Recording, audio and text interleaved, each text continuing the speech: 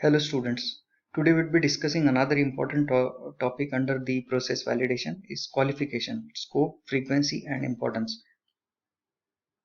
Qualification refers to the activities undertaken to demonstrate that utilities and equipments are suitable for their intended use and will perform properly. So it is the action of proving that any equipment or process works correctly and consistently and produces the expected result. So qualification will always tell us and prove that the equipment or the process are working correctly and consistently and will produce the expected results. So it can be defined as the action of proving and documenting that the equipment or ancillary systems are properly installed, work correctly and actually lead to the expected results. Though qualification is the part of validation process, but individual qualification steps alone do not constitute the process validation. So though it is the part of validation, but individual steps that we'll be discussing in qualification will not constitute the process validation. Qualification of analytical instrumentation is essential for accurate and precise measurement of the analytical data. If the instrumentation is not qualified, ensuring that the results indicated are trustworthy, all other work based upon the use of the instrumentation would be a suspect. Since our research work will always depend upon the results of any analytical instrument, and if the results are under suspect, so the whole process would be under suspect. So therefore qualification is important. So qualification of an instrument is not a single continuous process, but instead results of many discrete activities. So it is not a single process, it is the combination of various activities that we'll be discussing further. So phases of qualification. Most pharmaceutical industries use digital instruments that have higher accuracy and precision. The instrument qualification has become an important part of pharmaceutical CGMP and is a critical stage to ensure high quality products. Analytical instrument qualification involves phases that can be categorized below: design qualification, installation qualification, operational qualification and performance qualification. So first, design qualification. It includes activities that define the design element of the instrument, such as functional and operational specification as well as vendor selection criteria if any. DQ can be performed by manufacturers, developers or even end users. It is the documented verification that the proposed design of the facility, system or equipment is suitable for the intended purpose. So design qualification largely uh, intends on the design of any facility or the system or the equipments and its suitability to the intended purpose. Design qualification should be performed when new equipment is being purchased or when existing equipment is being used for a new application. So it has to be performed when we purchased a new instrument or when we use a same instrument for any new application. So DQ serves as a precursor to defining the equipment installation and operational qualification protocols. The purpose is to ensure that all requirements for the final system have been correctly defined at the start only. Next is installation qualification. It comprises all activities during the installation of the instrument. It checks whether the environment where it is installed is suitable for that particular instrument or not. So it is a documented evidence that premises, supporting utilities and equipment have been built and installed in compliance with design specifications. It also verifies that the equipment has been installed in accordance with manufacturer's recommendation in proper manner and placed in an environment suitable for its intended purpose. It also involves the coordinate efforts of vendor, operating department and the project management team. Installation qualification. The purpose of installation qualification is to check the installation environment or the site, confirms equipment specification and verifies the condition of the installed equipment, and also to ensure that all aspects, that is the static attributes of the facilities or the equipment, are installed correctly and comply with the original design of the equipment. In IQ, we connect each unit, especially the electrical part, the flow line system, and then confirm that the connections are correct as a part of installation qualification. Next is operational qualification. It involves collecting data evidence showing that the installed instrument's performance in the chosen environment will be according to the criteria specified in the operational specification. So it is proving that the performance of the installed equipment is proper as per the specification.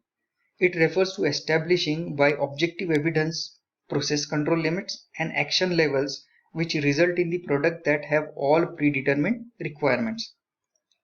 So operational qualification is the process of demonstrating that an instrument will function according to its operational specification in the selected environment. So it is very important that when we do the installation qualification in a specific environment, so operational qualification will be demonstrating that it will function in accordance with the specification, especially in the selected environment. The purpose is to ensure that all the dynamic attributes comply with the original design.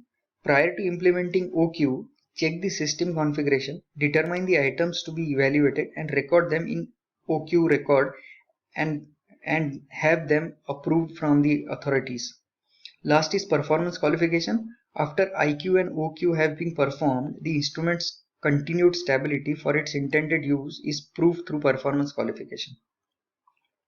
So performance qualification requires measuring if the instrument is performing its intended purpose against the activities documented in PQ stage, which consist of maintenance, change control and calibration on regular basis. It refers to establishing by objective evidence that the process under anticipated conditions consistently produce a product which meets all the predetermined requirement. So it is establishing again objective evidence that the process under anticipated condition or an environment will consistently produce the products that will always meet the predetermined requirement. PQ should always be performed under conditions that are similar to routine sample analysis. So it is done as we do the routine and sample analysis. PQ should be performed on daily basis or whenever the equipment is being used. PQ considerations therefore includes actual product and process parameters and procedures established in OQ, acceptability of the product, assurance of the process capability as established in OQ, and process repeatability and long-term process stability. So performance, as the name suggests, performance qualification will always ensure that the performance at all the stages whenever the instrument is being used is performing to the desired level of performance. Requalification is again a part of performance qualification. That is nothing but modification to or relocation of the equipment should follow satisfactory review and authorization of documented change proposal through the change control procedure. This formal review should include consideration of requalification of the equipment. Minor changes or changes having no direct impact on final or in-process product quality should be handled through the documentation system of the preventive maintenance program. So requalification is only when we modify some system or when we change the location of the equipment from one place to another place. So we have to assure that changing the place have not changed the qualification process. So we have to requalify the equipment if there is certain modifications done or if they are being relocated. Last is the scope of performance qualification. Performance qualification represents the final qualification, including any requalification of the system and equipment that is being in use. Typically, the scope of performance qualification extends to include the following scenarios: new systems being delivered and operated for first time, existing system in use as a part of regular maintenance schedule, systems that have been modified to any degree, equipments or systems that have been used more than they normally would be. So above and over the normal use of the equipment, we have to perform the performance qualification.